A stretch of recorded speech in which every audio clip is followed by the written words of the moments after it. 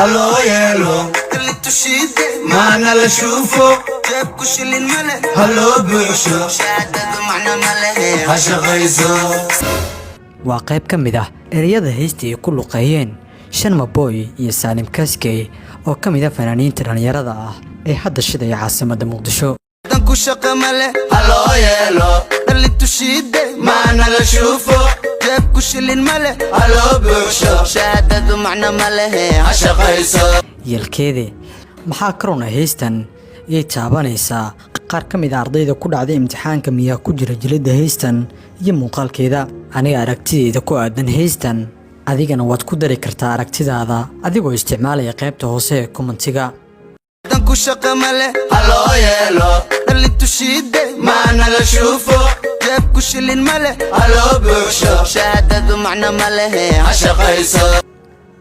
dhammaanteen aynu mar qura isla qiimayno ereyada ku jira heestan weliba kuwa ugu muhiimsan inta aanan biyadhaca gudagelin waxaan si weyn kaaga codsanaynaa haddii muuqaalkan uu ku soo gaaro si aad ula socoto muuqaalada xiisaha leh oo aan bartan soo gelinno like saar muuqaalkan sidoo kale nagu soo biir haddii aadan horey inoola joogin una sheergari asxaabtaada si aan u helno saaxiibo sidaadoo kale u wanaagsan waad ku mahadsan tahay la jaanqaadkaaga dan ku shaqo male halo yeelo اللي تشيد ما أنا لشوفه جاب كشل الملك هلو بوشو شادد معنا ملك هشغيزو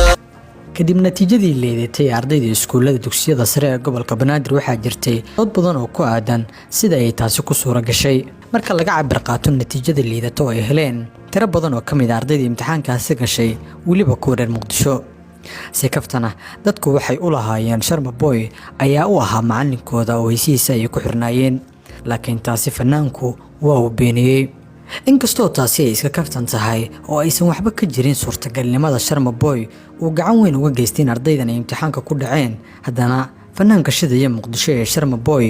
ayaa isagii saaxiibkiisa Salim Kaskey waxay ku soo luqeeyeen hees taabanaysa qalbiga kuwa taliska dawladda haya dhab ahaan xaqiiqadu waxay tahay waxbarashada Soomaaliya inta badan ay tahay darajo laga gaaro bulshada dhexdeeda hebel ama heblaayo waxay dhamaysay iskuul ama jaamacad ay ka soo baxday waxaana ay dhamaysay fakultiga noocaas ah ama kuliyadaasi inta badan shahaadooyinka jaamacadaha iyo kuwa iskuulada waa kuwa aan lagu shaqeynin oo hadda boorsooyinka isaga jira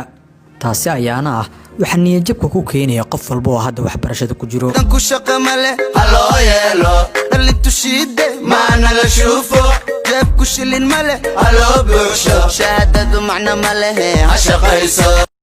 marka loo fiiriyo shaqooyinka ay dhalinyaradu u baahan yihiin haddii ahaan leed xafiisyada dawliga ah iyo kuwa kale sida gaarka loo leeyahay badi kama socoto shahaadooyinka waxbarashada laakiin taa beddelkeeda sheekada oo dhan ayaa noqonaysa aniga ayaa qofkan garanaya kumanaan kun ayaa kaliya Muqdisho oo ah caasimadda Soomaaliya sanad walba ka qalin jabisa jaamacadaha mana jirto meel ay u shaqo tagaan kuwa badan ayaan baran xitaa xirfad ay ku shaqaystaan halka kuwa kalena ay ka shaqaystaan shaqooyin aad u liito aan u qalmin xirfadda ay barteen iyo sanadaha ay wax soo baranayeen dulucda heestan iyo hooriskeeda ayaa fariin weyn oo muhiim ah oo ay tahay in la gaarsiiyo qof walba oo heestan ay ku socoto kama dhigna in kuwa hadda talada haya ay wax walba bedeli karaan balse ugu yaraan waa inay dareemaan in shahaadooyinka ay u baahan yihiin inay shaqeeyaan arday badan oo aan xitaa la ogeyn qaabka ay waalidiinta waxbarashada kaga bixiyaan ayaa loo soo dhajiyay natiijooyin liita iyagoo filanaya natiijo aad u sarreysa waxbarashadoodana aad loogu kalsoonaa marka loo fiiriyo iskuulka ay wax ka baranayeen iyo weliba dhanka waalidkaba sidaa ayay ku dhici kartaa in arday waalidkiisa ay lacag badan ka bixinayaan sanad oo dhan si sahlan lagu dhaho waa uu dhacay iyadoo aan la hubin caddeyn ku aadan in arday walba natiijadiisa la tusi karo dan ku shaqo male halo yeelo اللي تشيد ما أنا لشوفه جاب كشل الملك هلو بوشو شادد معنا ملك هشغيزو dhab ahaan erayadan waa kuwa waqtigooda ka soo daahay yeelkeedii waa mid ku soo aada waqti xasaasi ah oo lambar arday oo aad u fara badan lagu tilmaamay inaysan jaamacadaha aadi karin oo ay sanad kale dib ugu laabtaan waxbarashada waxaana ka sii daran in haddii ardayga uu xitaa jaamacad soo dhammeeyo ay 80% u badan tahay inuusan shaqo helin maadaama kuwii marka hore jaamacadaha ka baxay ay yihiin kuwa aan shaqaynin ujeedadu ma waxa ay tahay waalidka iyagu ha bixiyaan lacagta dawladdan imtixaanka natiijada sidan ha u rogto kii badbaadana yuusan shaqo helin isla waqtigaasi markii uu haddana bixiyo waqti dheer oo jaamacad ah yuusan shahaadada iyo cilmigiisa goob uu isagu u qalmo waxayse tahay cadaaladda kuwa imtixaanka saxeeya ay hadda samaynayaan oo aysan heli doonin kuwa jaamacadaha ka baxay ee kumanaanka gaaraya jooga caasimadda iyo gobollada dalka.